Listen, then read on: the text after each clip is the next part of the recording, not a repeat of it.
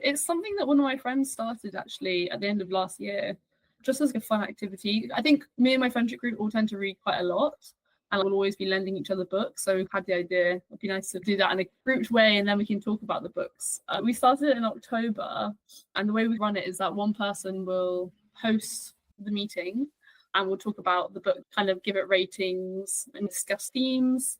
Then the person who's hosting will give us like an option for 3 or 4 different books to choose from. For the next, we'll choose one of those and then decide on a date. I think it's so funny seeing people's reading habits of like, if you have 2 months to read a book, the majority of my friends will read it within a week.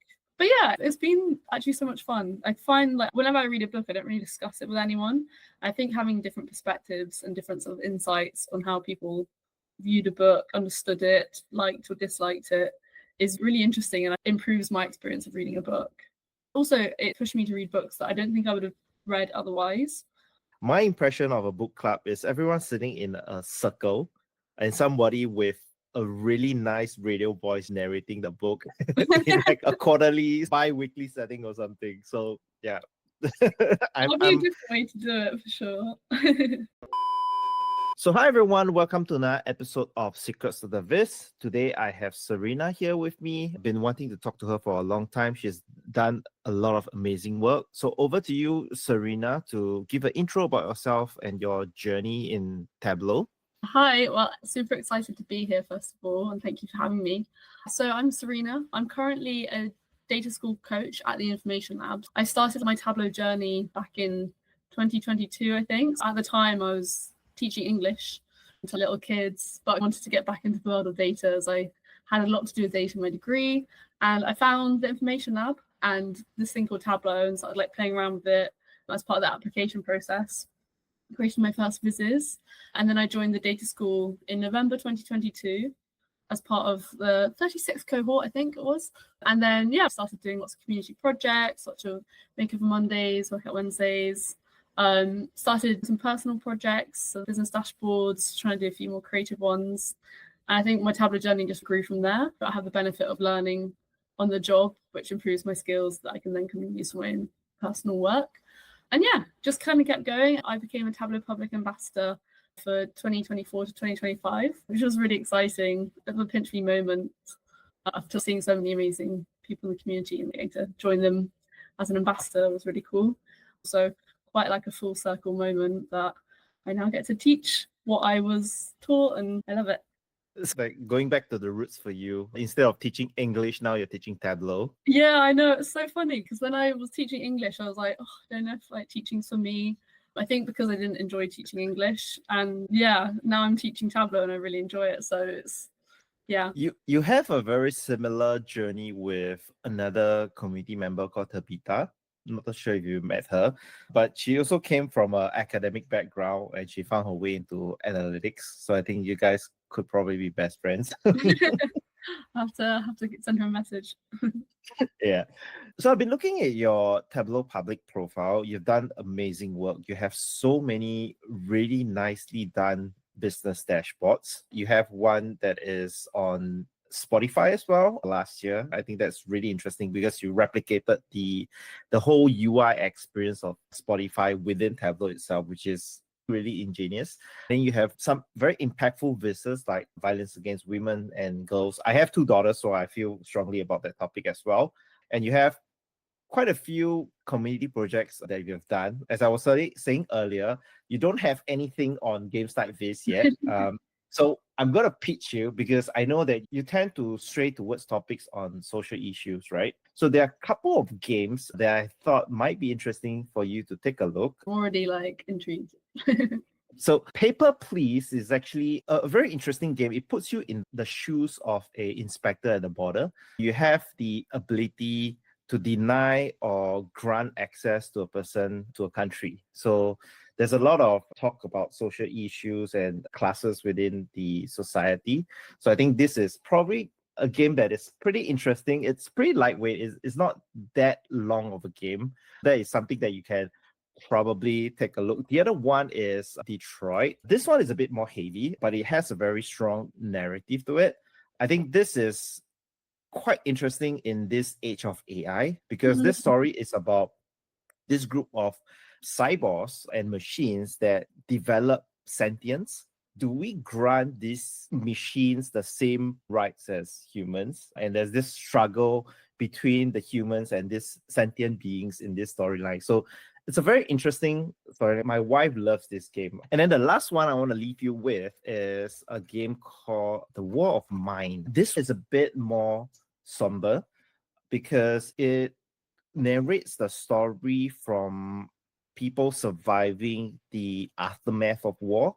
It's really about the survivors and the people that are living through poverty and dealing with the destruction of their homes and everything. I tried playing this, but it was too heavy for me. I wanted to cry, but I stopped playing it. But I think this is a very powerful game. I might revisit this sometime down the line when I have a little bit more brightness in my life and I want to kind of balance it out a little bit, I guess.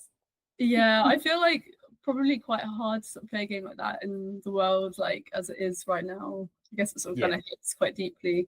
No, they sound really interesting games. I've never really gamed that much, but I did do a course at university actually, which was like politics and gender through gaming. So one of our projects was to game for 2 months and then write papers on how gender and race and like disabilities were explored through the game. Yeah, so hopefully in the next couple of months, I'll see you come up with games like this. Viz. I'll put it on my Viz to-do list for sure. No pressure. But today, I also want to talk a little bit on your dashboard process. What are your go-to things to do when you're starting to build a dashboard?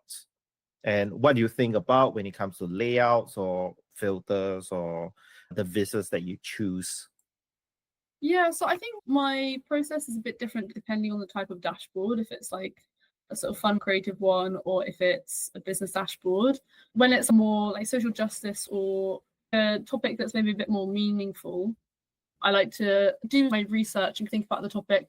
I know another ambassador, Soha, she does really beautiful dashboards and tries to portray emotion and like the meaning through the numbers. For example, if it's something like deaths, rather than just putting a number which people can't really like process, she'll try create a viz that makes that number more impactful so that we can actually understand it. So yeah, very much depends on the type of dashboard. I try to sort of take influence a lot from my work as a consultant. If I do a sales pipeline dashboard for a client, I've kind of got an understanding already of what's important to clients and customers and what things I would want to put in that dashboard. The key thing for me is kind of thinking like, what does my user need to see? What are they interested in? And then basing it around that sort of story. I mean, sometimes I can be slightly chaotic in my dashboard designing. I teach a very ordered way of doing it, and I don't necessarily always practice what I preach. But yeah, I try to like start with the story, the design, and then kind of tie it all together. So let me ask you, are you team floating or team tiled? This is like a big topic for me because again, I teach how to use containers. And I am team start with the floating container and then tile everything within that floating container. So that was the method that I was taught, because I have found when I'm doing really detailed dashboards, if I don't start that way, I thought something goes wrong and I find it hard to move things around. I don't know if you've encountered that issue, but it's funny because I do the same way as well, because somehow or other, Tableau just works better in the containering when you're doing floating first. But if you try to do it directly on the tile, something would screw up. Like you'll create multiple hierarchies of tile within tiles and everything just goes haywire. I completely agree. I think that was the way that I learned from Andy Kriebel, and if he says that's the right way to do it, then that's the end of the argument for me. I mean, there are other ways to go around it, like adding a text box or adding a blank object to help you solidify the horizontal and vertical container and whatnot. But the floating trick still works the best, I feel. Yeah, no, I agree. So before we talk about your book club Viz, I've never been in a book club, to be completely honest with you. Maybe just walk me through what a book club is and how do you facilitate a book club?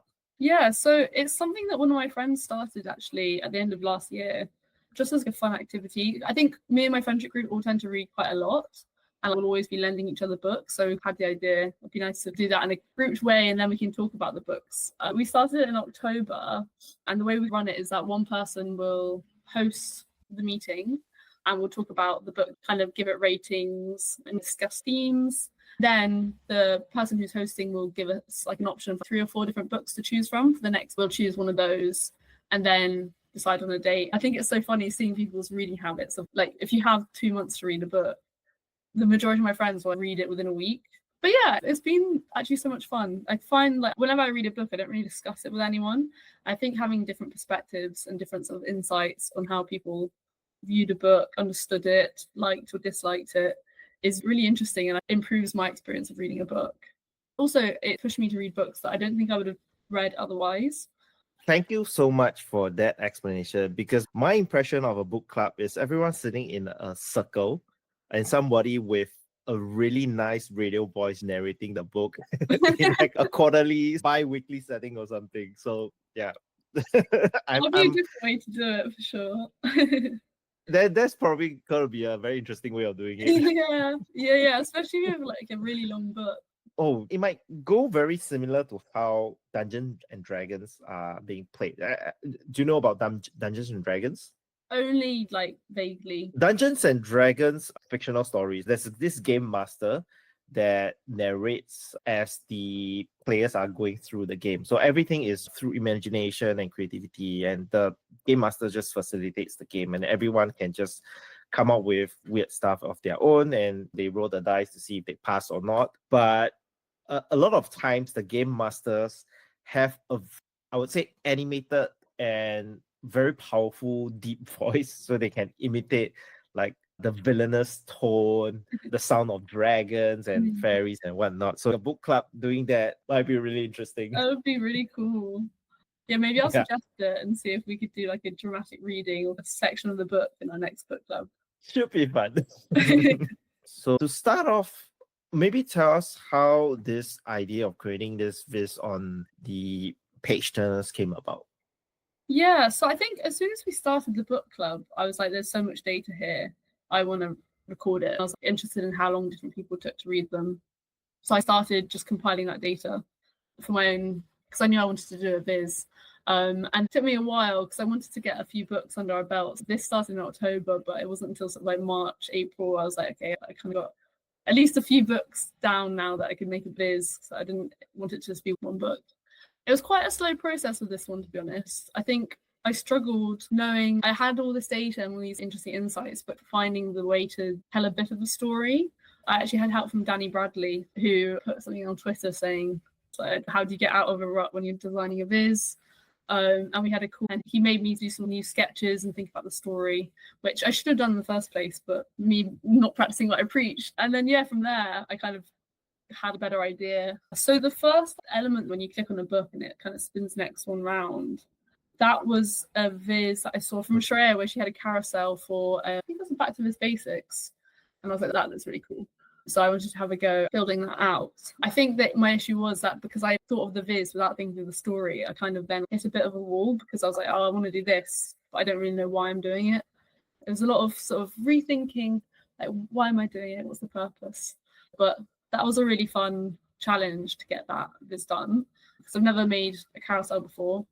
No, I think this works really well because it introduces all the 4 books that you guys have read. It's very visually appealing because of the animations, and you have all these little snippets at the side on the synopsis and details about the book itself. So I think this works really, really well.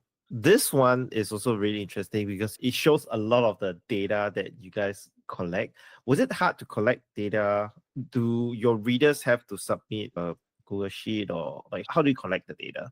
So I collected most of it. The data about the books, I'm just manually searching about the books and finding the answers. I'm sure it could be a less manual process, but I like the sort of research. And sometimes you go on like a book website like Goodreads, then you find something else that you click on, kind of spiral into a little rabbit hole somewhere. And then with the ratings for each of our book club meetings, when we would talk about the book, I'd like to note down what everyone rated the book. So just Excel spreadsheet that I've been building up with bits of information about the books and then about the different members of the book club and how they've been like reading or enjoying the different books. But yeah, I wanted to dive in to what we were reading. Were there any similarities in the type of books we're choosing? I mean, it's an all-female book club, which I think makes sense because all the authors we've chosen have been female and all the protagonists have been female, which really hasn't been intentional. But I guess maybe a subconscious, like, that's more interesting to me because it's maybe a bit more relevant. We do need to diversify in terms of having some male protagonists and authors in there as well, I think. One thing really interesting about this view is that you guys have 3 books that are pretty recent, and then you have one book that is like 1980s. Is there a story behind why you guys chose this book? So my friend who chose The Colour Purple, she studied history at uni, and then she now teaches history in London. Most of her books are a little bit more classics based, probably because of like her interests. So yeah, I think it's reflective of our personalities in a way. That makes a lot of sense now. I was most interested in this section just from a personal point of view of reading behaviours. And I think it was quickly evident the sort of way some people would read the book as soon as it was set and get through it quite quickly and then have time to read like some other books in the month. Some people would start it, read a little bit here and there, and then I think others would leave it until the last minute. So the first book, Butter, which was quite a long book, I think it was sort of 450 pages or something. I left until the week before, and then I had to read 300 pages in 2 days because I was like, I'm not going to be the person who didn't read the book. But yeah, I do think there's a bit of a pattern emerging of how people read. And just interesting to see different times it takes people to read. Do we know what is the average time that people read books outside of your book club? That would be really interesting to include. I don't know.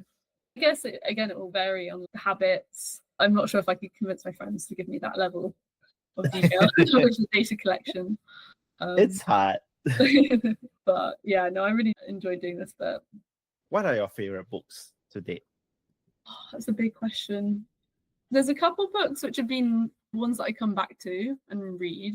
One of which is called Before the Coffee Gets Cold, Tales from the Coffee Shop, which is a Japanese book, and it was originally a play. I just love it. It's a very thoughtful book, and it touches on topics of loss and how we value life. But I found it throughout my life just a very soothing and healing book when I've had times where I've kind of gone through similar things myself. It's kind of a rock to sort of come back to. And then my second favourite is called Frenchman's Creek by Daphne du Maurier, and it's just a really fun book about a sort of high-class woman in early 1900s in the UK who falls in love with a pirate, kind of like ditches society and rebels against her position, I guess. It's set in Cornwall, which is like one of my favourite places to go in the UK, so the descriptions of the scenery are always really beautiful. But yeah, those I'd say are 2 of my favourites. So it's really interesting that you mentioned Before the Coffee Gets Cold. I'm just looking at the synopsis on Wikipedia, and it's really catching my eye because I'm a barista, not by profession, but I did a couple of courses. I learned how to harvest coffee, how to ferment them, how to grind them, how to brew them, basically the whole cycle from bean to cup. I can pour a decent cup, but my latte art still needs work, that's for sure. It's so hard. It's a therapeutic process for me. And the other thing that I love is time travel, right? So I love wow. travel. So this book has both of that elements in it. So I'm going to try and see if I can grab a copy of this one and read, because it sounds really, really interesting. Yeah, that really like blends your 2 sort of interests there. It's lovely actually, and it's the way they talk about doing the coffee in the book. It's like a little ritual. I went to Japan recently actually, and the outlook on taking your time and doing things in a sort of very thoughtful and with intention, it really translates that sort of mentality into the book. But yeah, you should definitely give it a go. Sounds good. So I think we have everything we need from your viz. Thank you again, Serena, for walking us through your process. I finally know what a book club is. And to everyone listening to this podcast, I hope you learned something. We'll see everyone at the next episode. Thank you. Thank you so much for having me. It's been lovely to chat to you.